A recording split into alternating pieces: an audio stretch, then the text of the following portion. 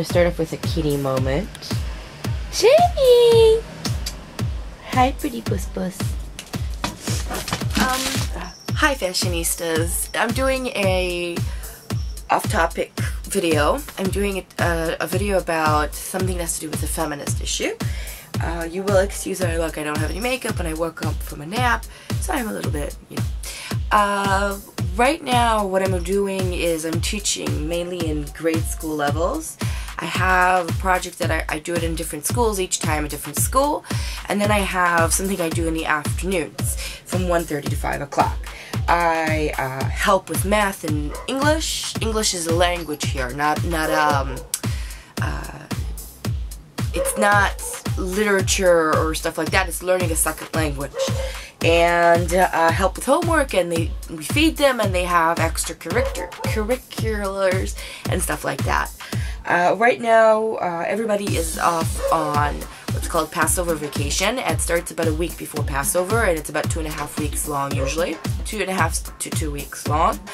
And because they want to provide a solution for some of the parents, they usually do at least give them a few days of what it usually goes on from 1:30 to 5 o'clock. They give it from 8 o'clock to 5 o'clock instead of the school that's out for vacation.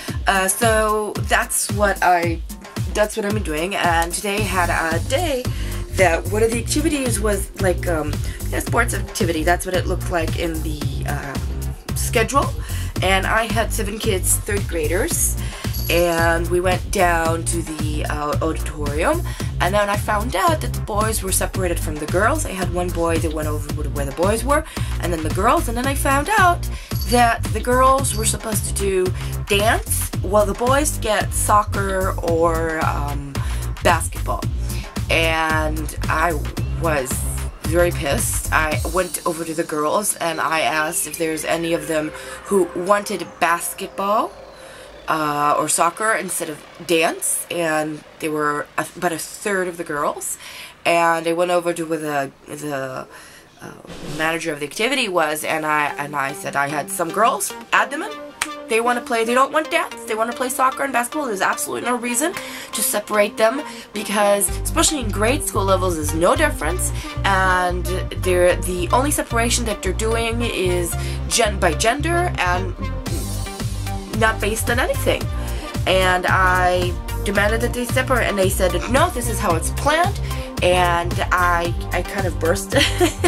I kind of lost my cool, and I said, and I told the girls, after I told them to go and join, I told them, sorry girls, they won't let you join simply because you're girls. You have to go back to dance because that's what they think is appropriate for girls.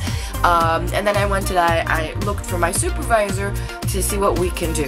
So anyways, it took a while, I couldn't find her, and then once I found it was a little bit later during the activity, and it kind of lost its edge. Apparently she was responsible for setting it up like this, my direct supervisor, and respectively I might have bursted out, and I get along with my supervisor and I respect her a lot. When she came, she even said, if there's girls that are interested, add them in. So there was no problem when it came down to it.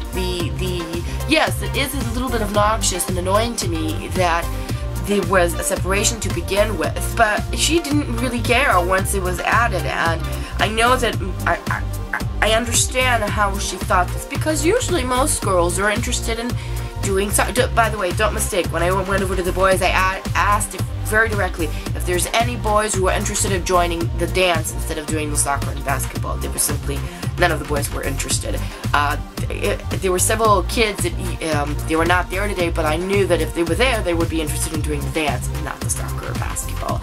But the fact is that everybody, I did make a big deal, and I did make sure, and I made a very big deal, and I made it loud, because I wanted for it to be clear in front of the kids, in front wanted the girls in particular to understand that this is not okay. And everybody was like, so you go and find out and go talk to... I was like, no, I want to make a big deal because I want to make it clear that this is not okay. And once I spoke to my supervisor, then yeah, everything was fine, and it kind of lost its edge because it took a while, and they said, no, we'll add them in, they'll switch, and none of the boys were interested. Not all the girls were interested in dance, and soccer or basketball. They simply, and I said, and one of the teachers there, you know, I'm not an official teacher. I don't have a teaching, what's it called? A degree, not a degree. I haven't been trained as a teacher. I'm what's called a guide, a counselor, a youth counselor or something like that. But one of the teachers, somebody who actually worked as a teacher during the morning at this school, was like, well, because it's most girls are interested in dance and boys are interested in, and because girls are interested in dance and boys are interested in soccer and basketball. And I said, that's not true. That is what we've been accustomed to think because of social circumstances around us. And the fact is that 8 girls were interested in playing basketball and soccer, and when they actually played in front of the boys, they played basketball. Two of the younger girls wanted to play soccer, but they felt a little bit uncomfortable, and I can understand that. But the fact, and by the way, and if they, to begin with, would have allowed them to join in, even if they were 1 or 2 in the soccer group, they would have been just fine.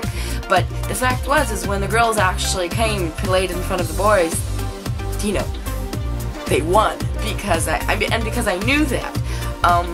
I had 2 6th grader kids, 2 6th grader girls, and I think it's very important to make a stand on these matters, and I want them to be aware of this. And this teacher just, you know, my supervisor said it's completely fine if they want to join in the soccer or basketball. Let them, give them. That's fine as far as I'm concerned. I really don't care. Give them the chance. But this teacher was like, no, that's because girls prefer dance and girls before. No. Give them if there's 2 activities, you should not gender profile them, you should not gender profile these kids. These are grade school kids. I said, and even if this was a higher grade over like in junior high, and if there were supposedly physical differences, and you didn't want it to be contact between the boys and girls, there's 8 girls, split them into groups of 4 and give them a damn basketball. I mean, that's all that needed to happen. But these are grade school kids. There's absolutely no physical differences, and if at all, I mean, the girls obviously won. This is because I knew the particular girls involved. I knew that these would be girls that preferred basketball over dancing, and it just really pissed me off and made me really uneasy. And I mean, again, I feel bad that I exploded, and I do not want to have a conflict with my direct supervisor because I respect her and I do appreciate her and I do get along with her for the most part. But it did piss me off, and I've never exploded in an issue like this. And I always say, I've been saying for 2 years now at least. No, I started declaring myself, I think, during, if not right before, then at least during my first year of law school. I am a feminist. I'm not an activist, I guess, but because I think of activists as people who are a lot more involved in doing and changing mindsets and stuff like that. But one of the things that, and this is funny because I'm really not into kids, but I guess I am. I just don't like to say that I just don't like to admit that I like working with kids, but I really do.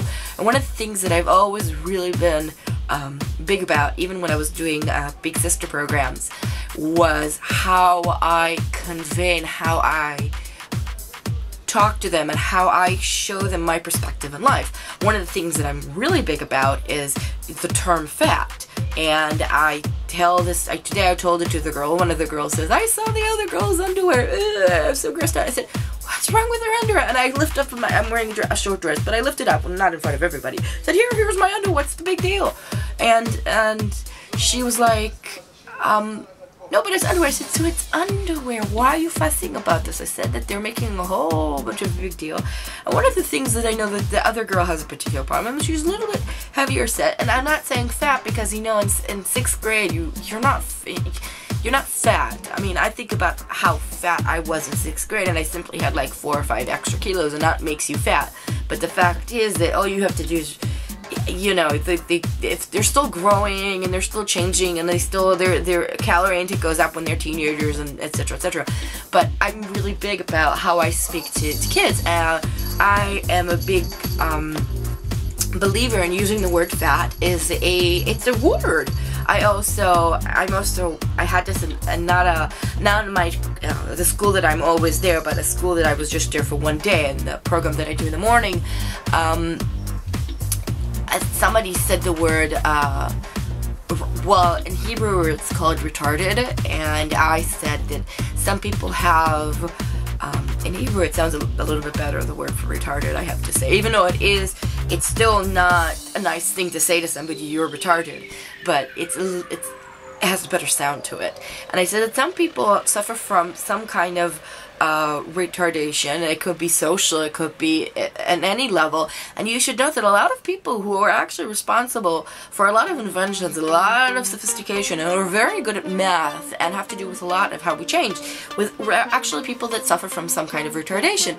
And the kids were looking at me, and because they giggle and they, you know, kind of stuff like that. But as soon as you explain it and you don't giggle yourself, and you completely take out the negative meaning out of it. I mean, it takes a very long time for something like that to change. But the use of fat, for instance, somebody said to me something, and she's fat. And I said, so what? So am I. It's just a fact, I'm fat. And one of the things that I've actually started to say, especially to women, is I'm fat. I've been fat nearly my entire adult life. I will probably always be fat. I know that that's not going to change. I like food, I'm not going to apologize for that, and that's just the fact. And when kids hear you say that, they understand that that's acceptable all of a sudden.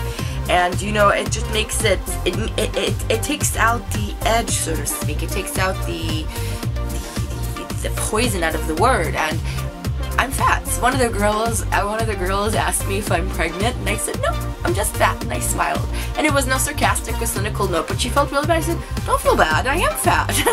That's fine. I'm not. I said to her, I'm not insulted by what you asked, just so you know. And she was okay. She went off to do her thing. But it's amazing how much influence we do have, and I think that. You know, I feel like I'm privileged to get this opportunity. And when it comes to fat discrimination, I'm more outspoken, and I have a clear agenda as to how I speak to kids in the matter. But it's interesting how the feminist thing came out of me today, and I was shocked at how it came out of me. But I was very outspoken, and I was very clear. You know, at the same moment, I'm sitting next to, there was another counselor who agreed with me completely, and then there was a man there, and something, so you're a feminist, and I said, yeah, but I mean, and I said, and take into account, I'm not, you know, I'm very feminine by definition. I wear skirts, I wear makeup, I dress, and they say, so you're not feminist. I said, no, I take off, I picked up my legs, and these days I'm not shaving my legs. I'm doing hair removal at home, and I could shave between each treatment to get rid of what I do have. But I really don't care to spend time or energy or thought. And I do have hair. It's clear on my legs that I do wear hair. And I do wear dresses, short dresses. You can see my legs, and you can see the fact that they're not exactly smooth and hairless. And I said, because I just simply don't care. And I think that when it comes to student issues, I'm not that extreme. But when it comes to separating boys and girls in grade school level, not in any kind of religious atmosphere, because separation within, if this was a religious school, that's a little bit different. I don't accept it, I don't agree with it, but I expect it. I don't accept it, but I expect it. If that makes any sense, I hope that made sense. Because they do separate boys and girls, and they've been doing it. You know, when I was in the religious, I came from there's little guy, you're making an awful lot of noise, you're not going out. He has a sore paw, and he cannot jump, he's barely using it, and I'm not letting him out right now, and that's why he's a little bit whiny.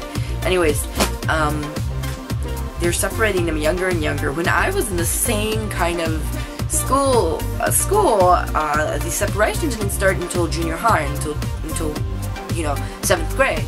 From 1st grade to 6th grade, we were in mixed classes, boys and girls, and that made sense because, although in 6th grade there is starting to be a little bit of, sort of behavior when it's still not extreme, and when you separate boys and girls, it shows them that that's something to be. It points their attention to something. They're not stupid.